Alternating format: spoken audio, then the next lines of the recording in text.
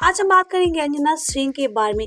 क्या आप सभी जानते हैं कि तलाक होने के बाद आज भी यश कुमार मिश्रा उतना ही प्यार करते हैं अंजना सिंह से जितना तलाक के पहले करते थे। वाल तो चलिए बिना देरी के हम आप सभी को दिखा देते हैं यश कुमार मिश्रा की बेताबी अंजना सिंह के लिए। तो वीडियो में आगे बढ़ेंगे और आप सभी को यश कुमार मिश्रा का वीडियो दिखाएंगे और आप सभी को बताएंगे। लेकिन वीडियो को लाइक और सब्सक्राइब नहीं किया है तो पहले इसे लाइक और सब्सक्राइब कर ले।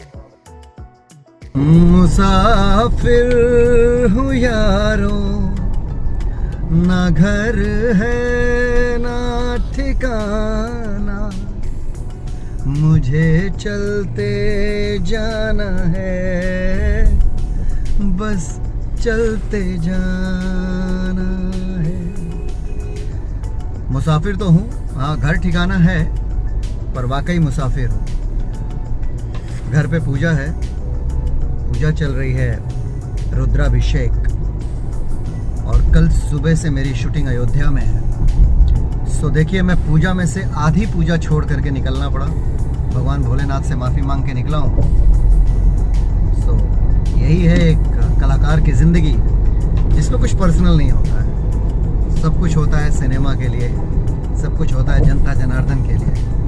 Love you all. अपना प्यार बनाए रखें अपने यश कुमार के साथ।